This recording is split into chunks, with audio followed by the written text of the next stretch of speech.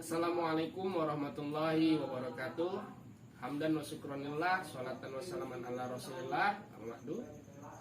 Pada kesempatan yang berbahagia ini, saya mewakilkan kelompok saya akan mempresentasikan sebuah makalah yang menurut kami sudah hasil dari diskusi yang terbaik dengan teori-teori yang kami angkat dan argumentasi-argumentasi yang kami peroleh dari hasil diskusi kami, yang itu dengan judul bentuk-bentuk produk hukum di Indonesia, yang disusun oleh kelompok saya, kelompok 3, dari Desi Indriani, Desti Damayanti, Desta Ayu Lestari, Denny Yusmahendra, dan saya sendiri yang mewakili kelompok 3 untuk mempresentasikan makalah tersebut, Yafril Mahesa.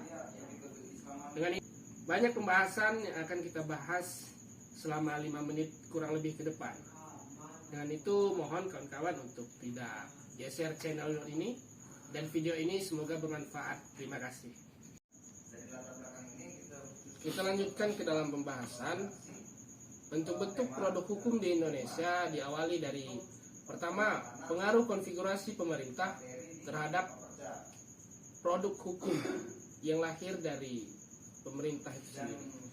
Hukum merupakan produk politik, sehingga karakter setiap produk hukum akan sangat ditentukan atau diwarnai oleh pertimbangan, kekuatan, atau konfigurasi politik yang melahirkannya. Sangat ditentukan oleh siapa yang menciptakan satu produk hukum tersebut.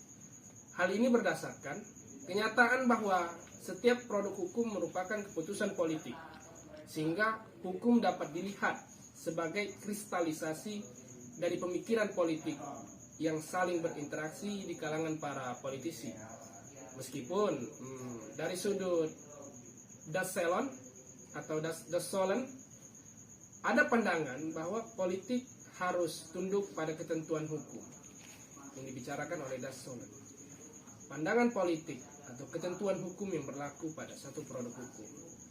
Namun kita lihat dari sudut pandang Dassen bahwa hukumlah yang akan kenyataannya ditentukan oleh konfigurasi politik yang melahirkannya, atau siapa tokoh dari pencipta politik tersebut. Nah, itu. Kalau kita ambil contoh pada era Soekarno, politik adalah panglima. Bagaimana siklus politik yang lahir pada zaman kepemimpinan presiden pertama kita, Soekarno. Kemudian jargon itu digantikan dengan ekonomi dan pembangunan panglima pada zaman Soekarno dulu itu.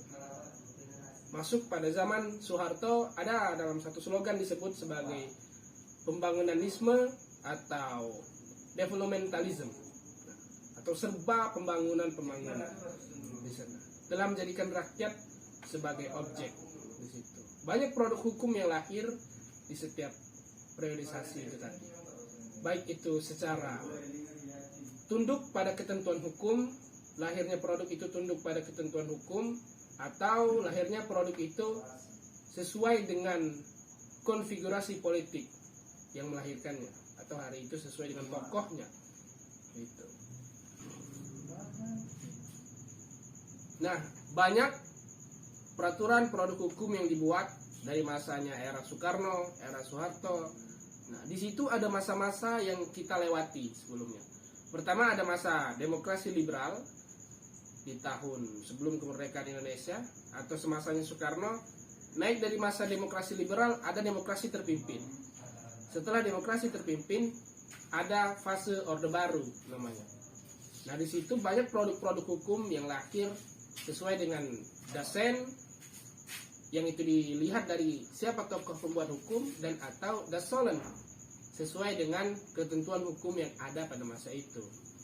Apabila dilihat dari keseluruhan roda pemerintah yang dilaksanakan pada masa Orde Baru, masa demokrasi terpimpin, dan masa demokrasi liberal, memang benar-benar telah banyak pelanggaran, mungkin banyak keuntungan mungkin dari asas-asas yang mereka buat dan sendi negara hukum yang dibentuk pada masa itu. Kalau hari ini, sebagaimana dituangkan dalam pembukaan dan penjelasan Undang-Undang 1945. Situ yang pertama, kita bahas sedikit peraturan dasar dan perundang-undangan atau nomenklatur jenis-jenis peraturan sejak kemerdekaan.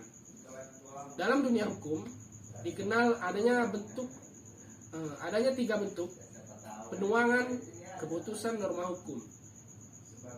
Yang pertama ada keputusan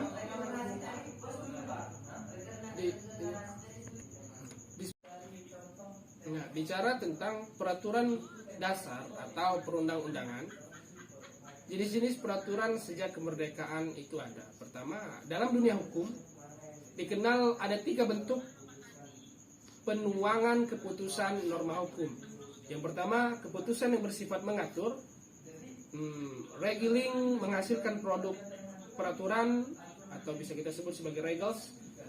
Kedua, keputusan hukum yang bersifat menentukan atau menetapkan sesuatu secara administratif, menghasilkan keputusan administrasi negara, bisa kita sebut sebagai base checking. Dan yang ketiga, ada keputusan yang bersifat menghakimi sebagai hasil dari proses peradilan atau bisa kita sebut sebagai adjudication, menghasilkan putusan vonis. Nah, ada tiga perbedaan tadi itu. Yang pertama, dia harus menghasilkan keputusan secara administrasi negara atau bisa kita sebut sebagai base checking. Kedua, keputusan yang bersifat mengatur, regulating. Dan yang ketiga adalah adjudication atau keputusan yang bersifat menghakimi sebagai proses peradilan. Dan hasilnya adjudication adalah vonis, keputusan. Itu ada pula yang dinamakan sebagai Belich Regel atau aturan kebijakan pelaksanaan, surat edaran, instruksi, dan sebagainya yang tidak dapat dikategorikan peraturan tapi isinya bersifat mengatur juga. Bentuk-bentuk produk hukum di Indonesia yang sudah kita bahas di awal itu ada pengaruh dari pertama konfigurasi politik dan juga konfigurasi politik atau karakter politik. Nah, konfigurasi politik dan karakter dari produk hukum itu selalu berubah sejalan dengan masa pembahasannya. Kalau kita lihat dari masa pembahasan demokrasi liberal, ternyata konfigurasinya adalah demokratis dan juga hasil produknya itu responsif.